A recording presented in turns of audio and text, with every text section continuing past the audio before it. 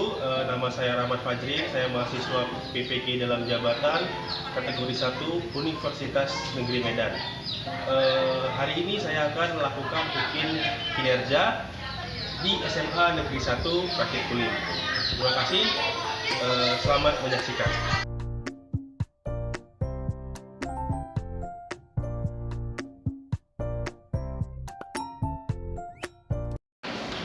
Assalamualaikum warahmatullahi wabarakatuh. Waalaikumsalam warahmatullahi wabarakatuh. Ya, apa kabar? Baik. Ini kok masih ada yang pakai baju olahraga? Habis dari apa ya? Iya. Ya? Belum cepat ganti, oke, nggak masalah. Oke. Nah, sebelum kita mulai, Bapak mau ngabsen dulu ya. Adil, Aditya, Azet, Sakit, Pak. sakit. Destia, Deswita, Elsa, Esther, Gio, Hari Arvinda, ada yang di sini ya. Nah, sebelum kita mulai pelajaran hari ini, ada baiknya kita berdoa dulu menurut ajaran dan kepercayaan masing-masing. Silakan ketua kelas pimpin doanya.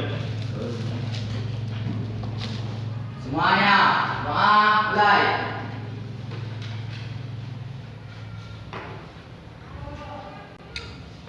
Doa selesai. Nah ya, minggu lalu kita sudah belajar tentang mekanisme peredaran darah. Ada peredaran darah besar, ada peredaran darah kecil. Nah hari ini kita akan belajar tentang kelainan dan penyakit pada sistem peredaran darah. Nah tapi sebelum kita mulai pelajaran kali ini, Bapak akan mengadakan kuis ya. Kuis dari Gizi. Jadi Bapak harap kalian buka HP kalian masing-masing ya.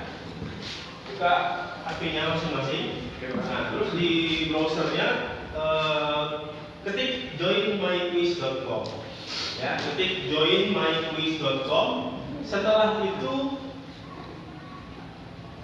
masukkan kode yang tertera di sini ya.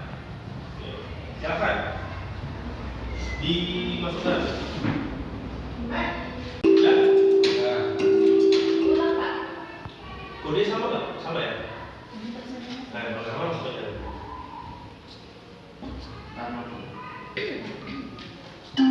Oke ya, silakan waktunya 10 menit kira-kira.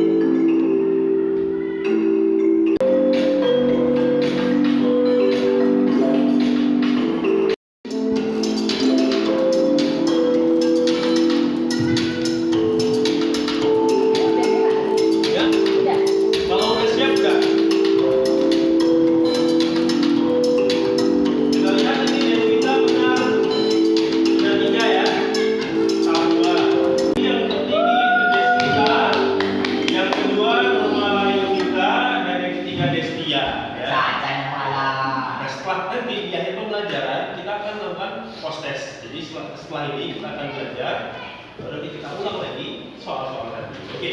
Nah sekarang kita masuk ke pembelajaran kita hari ini. Hari ini kita akan belajar tentang kelainan dan penyakit pada sistem peredaran darah. Nah sebelum kita mulai, Bapak mau tanya dulu. Kalian pernah makan gorengan nggak? Pernah. Gorengan itu banyak minyaknya ya. Ada nggak efek minyak yang berlebih atau minyak yang banyak terhadap tubuh? Kolesterol. Hah? Kolesterol, Pak. Kolesterol. Jadi minyak yang ada di gorengan tadi dapat menyebabkan Kolesterol. kalau makannya berbeda. Nah, jadi kalau makannya cuma satu sehari boleh nggak? Yang nggak boleh itu adalah yang berlebihan. Nah, tapi yang betul nggak apa itu kolesterol? Apakah kolesterol itu adalah penyakit? Iya. Untuk mengetahui apakah kolesterol itu penyakit atau tidak, makanya kita harus memperhatikan pelajaran kita kali ini, ya. Jadi tentang kelainan dan penyakit pada peredaran darah.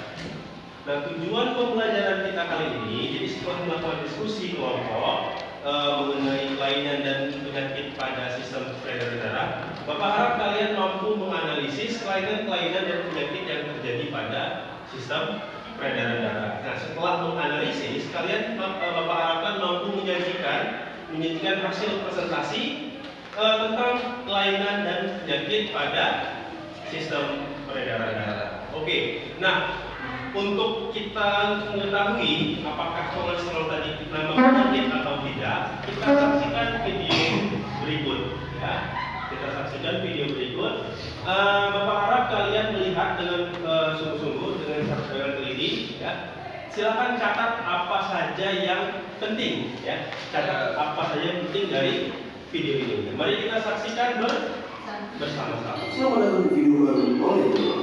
Sebelum kita mulai, apakah kalian tahu bahwa kami Indonesia itu bermakna desa? Di desa membahas mengenai isu sosial, politik, dan ekonomi. Yuk, di-subscribe juga ya. Sekarang kita masuk ke topik kali ini. Apakah kalian pernah mendengar tentang kolesterol? Seringkali, kolesterol dibicarakan sebagai sesuatu yang buruk. Kalian punya seseorang yang sedang makan sesuatu, lalu akan ada yang berkomentar tentang bahaya yang akan dialami akibat kolesterol. Jika ada yang memberikan kalian tentang kandungan kolesterol dalam sesuatu yang kalian konsumsi, apakah sebenarnya kalian atau bahkan orang yang membagikan kalian tahu apa itu kolesterol? Jika tidak, dan kalian merasa penasaran, kalian datang ke video ini.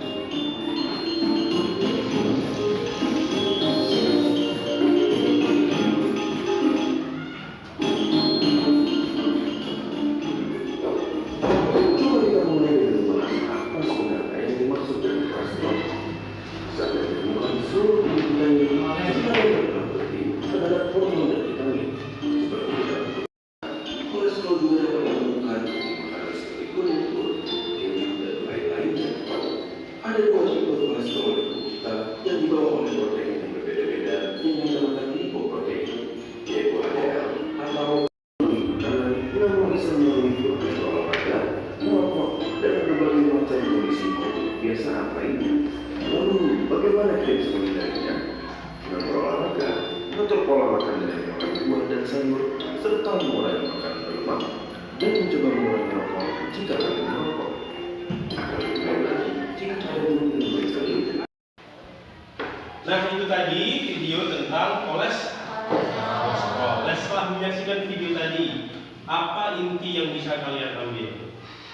Jadi kolesterol itu nama penyakit atau bukan? Bukan, ya. Kolesterol itu bukan nama penyakit, tapi zat yang ada di dalam tubuh. Zat yang ada di dalam makanan. Ada kolesterol baik, ada kolesterol jahat. Yang baik jadi HDL atau LDL? Yang jahat? Nah, minyak yang ada di bawah tadi kira-kira baik atau jahat? Jahat, ya. Jadi penyakit kolesterol itu kurang tepat, ya. Lebih kepada kolesterol tinggi. Jadi setelah melihat video tadi, ya, Bapak akan membagikan kalian masalah, ya, seperti yang kalian lihat di slide berikut, ya, di slide berikut. Nah, jadi di sini Bapak akan membagi kelompok menjadi 4 kelompok. Nah, setiap kelompok akan Bapak beri masalah yang berbeda-beda. Nah, silakan kalian diskusikan dengan kelompoknya masing-masing. Setelah berdiskusi sekitar 40 menit, kalian akan tampil ke depan kelas dan mempresentasikan hasil dari diskusi kalian tadi. Misalkan di sini kelompok 1, ya. Masalahnya di sini Bapak bacakan, ya. Jadi setelah melakukan medical check up, Budi, seorang pria dewasa dengan aktivitas normal, mendapati bahwa kadar komponen darahnya adalah sebagai berikut. Ya. Nah, diketahui bahwa kadar eritrosit Budi dalam kondisi normal, namun kadar leukositnya lebih dari kadar normal, itu lebih tinggi. Prediksikan apa yang akan terjadi pada Budi dalam jangka waktu panjang jika kadar leukositnya tetap tinggi, ya. Jadi kita memprediksikan apa yang terjadi pada Budi. Nah, setelah itu, mengapa hal ini dapat terjadi? Bagaimana alternatif solusi untuk mengatasi kondisi tersebut? Nah, itu salah satu masalah yang Bapak berikan untuk kelompok 1. Oke ya. Nah, nanti untuk kelompok 2, kelompok 3 dan kelompok 4 itu masalahnya akan berbeda, tapi tetap dalam cakupan kelainan dan penyakit pada peredaran darah. Nah, sekarang coba kalian bagi kelompoknya, susun mejanya menjadi 4 kelompok. Untuk kelompok 1 ya, itu Destia, Martin, Sasmita, dan Nurmala Yunita. Tadi Haikal sama Martin nggak datang ya. Oke. Yang kedua, kelompok 2 itu ada Desmita, Rifki, Yunita, Esther, dan Radit. Oke. Kelompok 3 ada Elsa, Diza, Aditya Subandi, Adel, dan Ricky Imam. Ricky Imam dari Sakti nggak datang ya. Oke. Kelompok keempat, kelompok terakhir ada Gio, Rizka, Azet, dan Haryarminda. Silakan bentuk kelompoknya, ya bentuk kelompoknya. Susun bangkunya menjadi 4 kelompok. Dan sekarang di kelompok 1, kelompok 2, kelompok 3, kelompok 4. 1, oke, kelompok 2, 3, kelompok 3, kelompok 4. Nah, sebelum mulai, Bapak akan membagikan LKPD dan bahan ajar. Nah, jadi selain bahan ajar, kalian bisa cari, bisa searching materinya dari internet ya. Silakan. Bapak bagikan dulu bahan ajarnya. Oke. Nah, kemudian Bapak bagikan LKPD-nya. Nah, di LKPD ini nanti ada masalah yang harus kalian selesaikan. Silakan diskusikan dan catat hasilnya di dalam LKPD. Oke. Untuk kelompok 1, untuk kelompok 2,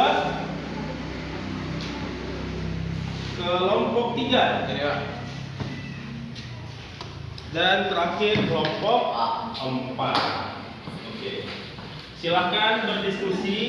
Waktunya sekitar 30 menit. Setelah itu 20 menit kita akan melakukan presentasi ke depan kelas. Setiap kelompok harus tampil presentasi ke depan kelas. Oke. Silakan berdiskusi dengan temannya.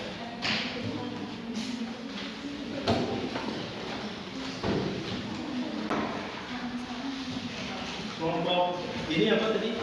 Kelompok 3. Kelompok 3 apa masalahnya? Ya, masalah tentang apa? Eritrositnya kenapa? Membuat eritrositnya berbentuk seperti bulan sabit. Oke.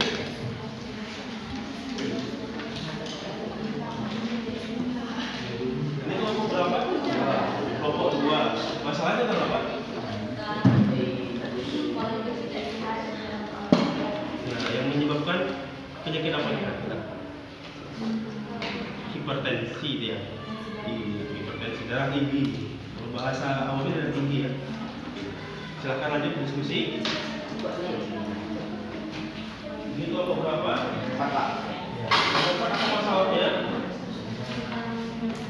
Tentang pembekuan darah. Oke. Ini kelompok berapa? Kelompok 1. Masalahnya tentang apa nih? Leukemia atau kanker darah ya. Silakan berdiskusi. Coba baca itu, cari tentang kayak, coba cari cara untuk mengatasi tekanan darah tinggi. Cara untuk mengatasi tekanan darah tinggi. Tidak beri nasehat. Makanya itu biar dia yang nyari cara untuk bulan minyak randomizer dapat mengikuti melalui stasiun pertandingan.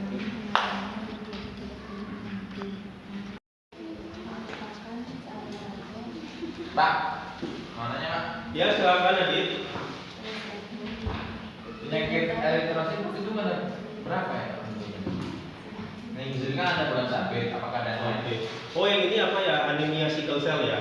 Jadi kan anemia ada dua tuh, ada anemia biasa sama anemia bulan sabit. Kalau anemia biasa itu disebabkan oleh kekurangan hemoglobin. Kalau anemia bulan sabit itu karena bentuk eritrositnya yang tidak normal seperti bulan sabit. Nah masalah di kelompok ini itu anemia biasa atau anemia bulan sabit? Anemia bulan sabit. Berarti kalian disuruh tidak tentang anemia bulan sabit. Oke. Paham Adit?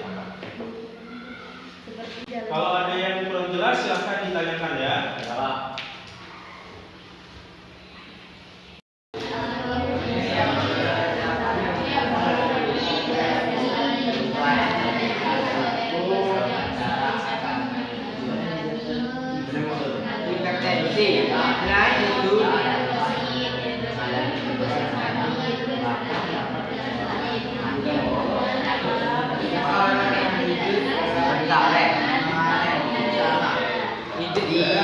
Diwariskan dari orang tua kepada keturunannya.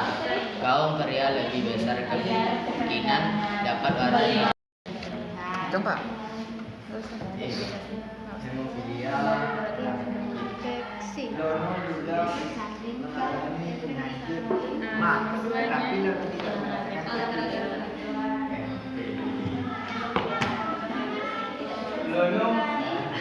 karena tidak ada keturunan.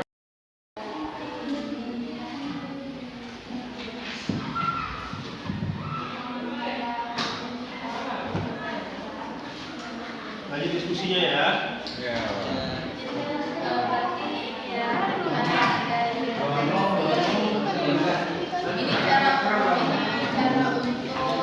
Tinggal 5 menit lagi ya. Jadi diharapkan setiap kelompok bersiap-siap dengan hasil diskusinya.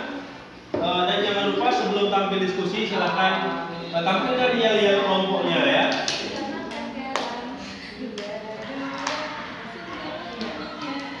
Oke, waktu berdiskusi sudah habis ya. Ini jamnya mati ya. Jadi waktu berdiskusi sudah habis. Nah, silakan kita panggilkan kelompok 1 untuk menampilkan hasil diskusinya dan presentasinya ke depan kelas. Silakan beri tepuk tangan yang meriah untuk kelompok 1. Ya, silakan kelompok 1.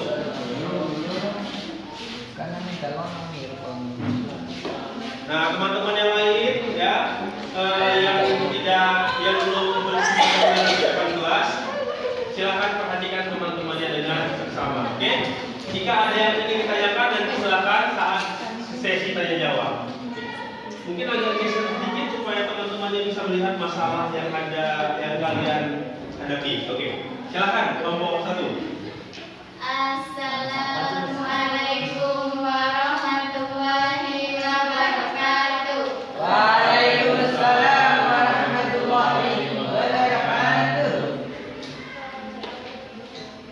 Kami dari kelompok leukemia.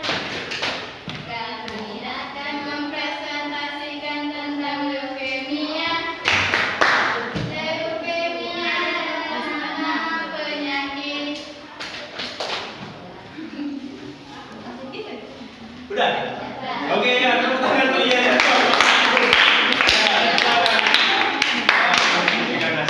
Ya.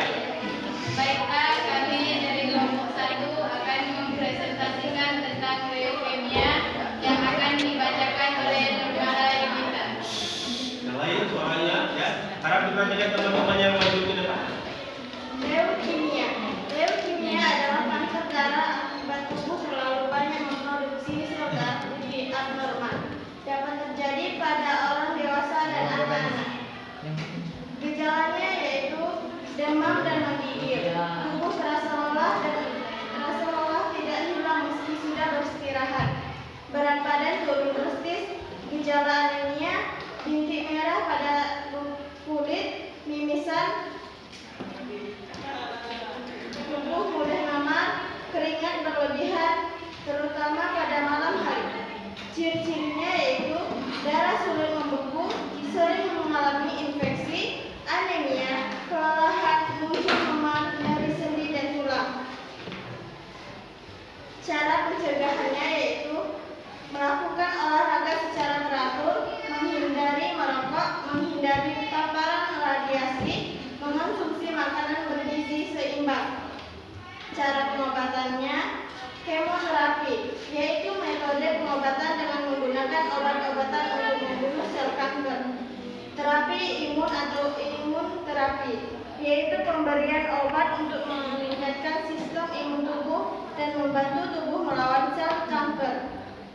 Terapi target, yaitu penggunaan obat-obatan untuk menghambat produksi protein yang digunakan sel kanker untuk berkembang biak. Radioterapi, yaitu prosedur untuk menghancurkan dan menghentikan pertumbuhan sel kanker dan menggunakan sinar radiasi berkekuatan tinggi. Transplantasi sumsum tulang, yaitu prosedur penggantian sumsum tulang yang rusak dengan sumsum tulang yang sehat.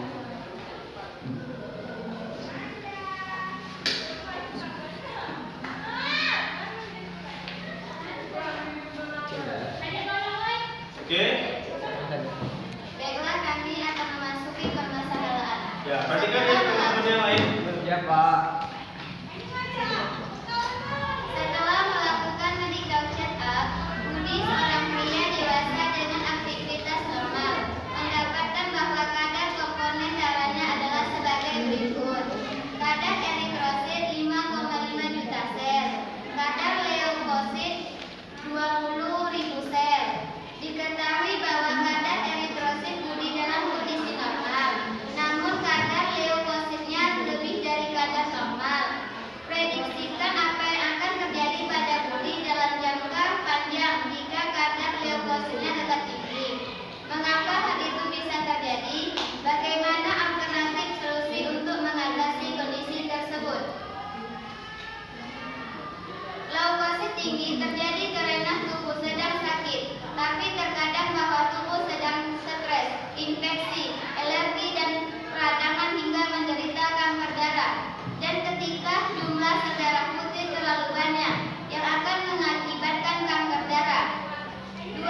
Karena peningkatan produksi terjadi saat tubuh berusaha melawan infeksi, efek samping mengkonsumsi obat tertentu, gangguan pada sistem kekebalan tubuh, hingga kemungkinan penyakit pada sumsum tulang. 3. Melakukan olahraga secara teratur, menghindari merokok, menghindari paparan radiasi, menjauhi apapun yang memicu reaksi alergi.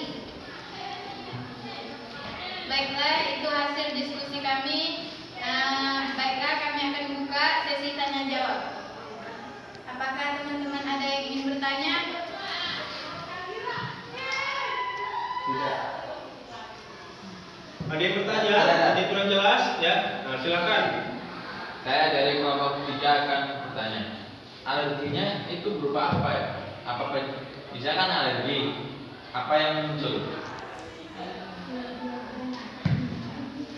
Oke, tadi pertanyaan dari kelompok berapa adik? 3. Kelompok 3. Jadi kan tadi alergi katanya dapat meningkatkan jumlah sel darah putih, ya, meningkatkan jumlah sel darah putih. Tapi alergi di sini dia meningkatkannya tidak sebanyak saat seseorang tadi kena leukemia.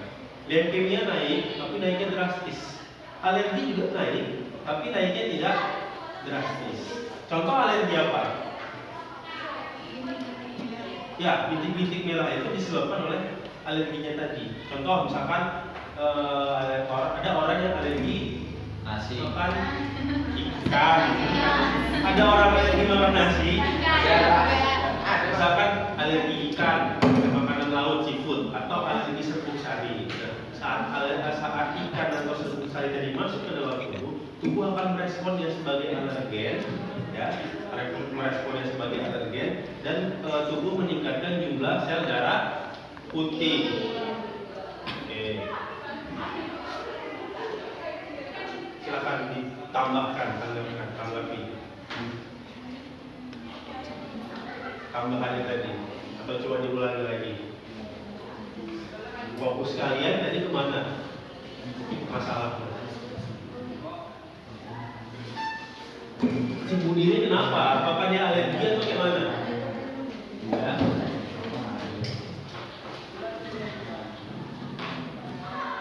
Budi tadi terkena apa? Kadar leukemia. Tinggi. Ya, kalau kadar leukemia tinggi, apa nama penyakitnya? Leukemia. Beda dengan alergi tadi. Kalau leukemia, Baiklah, saya akan menjawab pertanyaan dari Alicia. ya, Alerginya itu seperti bintik-bintik merah pada kulit yang terjadi pada saat alergi, misalnya kita memakan udang ataupun ayam. Ya, terima kasih. oke, ya, bagus ya. Ada lagi yang bertanya? Ya, kalau tidak ada, silakan kelompok 1 untuk menutup presentasinya. Baiklah, itu saja hasil diskusi kami. Kami akhiri. Assalamualaikum warahmatullahi wabarakatuh. Waalaikumsalam warahmatullahi wabarakatuh. Beri tepuk tangan yang meriah untuk kelompok 1. Ya. Presentasi yang sangat bagus. Silakan kembali ke tempatnya masing-masing. Tempat dulu ya. Nah, sekarang kita masuk ke kelompok 2. Silakan maju anggota dari kelompok 2.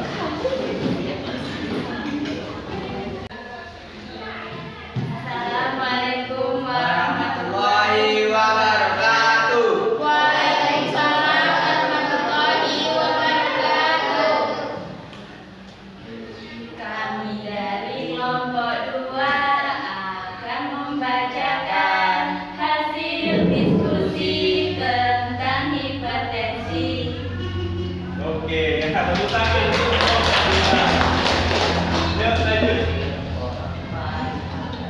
Baiklah, berdirinya kami di sini akan mempresentasikan hasil diskusi kami tentang penyakit hipertensi atau tekanan darah tinggi. Tidak sehat dan jarang berolahraga. Suatu hari ia merasakan jantungnya yang berdebar dengan cepat, padahal ia tidak sedang melakukan pekerjaan berat. Pak Andi pun memutuskan untuk mengecek tekanan darahnya. Setelah dicek, tekanan darah Pak Andi adalah 160/110 mmHg. Angka ini tergolong tinggi mengingat tekanan darah normal adalah 120/80 mmHg. Mengapa hal ini bisa terjadi? Apakah hubungan antara pola hidup dan olahraga dengan tekanan darah seseorang? Berilah saran untuk Pak Andi agar tekanan darahnya kembali normal dan tetap terjaga normal. Di sini hubungan antara olahraga dengan tekanan darah yaitu olahraga yang teratur dapat menurunkan risiko aterosklerosis yang merupakan salah satu penyebab hipertensi. Selain itu, dengan melakukan olahraga yang teratur, khususnya aerobik seperti jalan cepat, jogging, dan bersepeda, dapat menurunkan tekanan darah sebanyak 5-10 mmHg.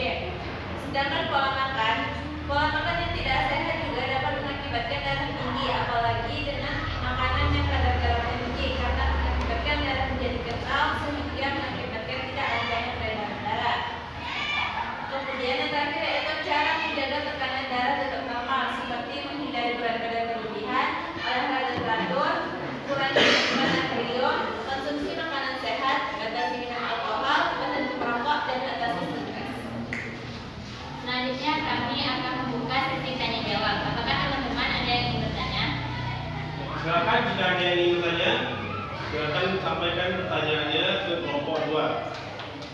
Sebutkan namanya, dari kelompok berapa, dan lengkapkan pertanyaan.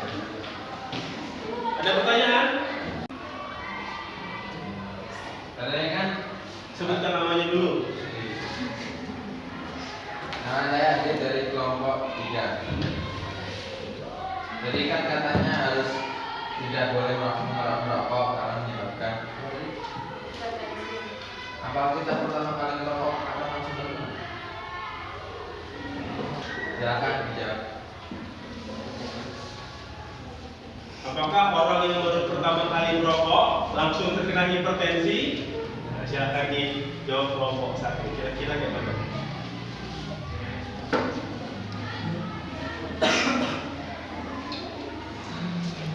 Saya akan menjawab pertanyaan dari Edit. Jarang gitu kan kita buat misalnya kayak baru sekali langsung tiba-tiba terkena, itu jarang sekali terjadi pada sesuatu kali.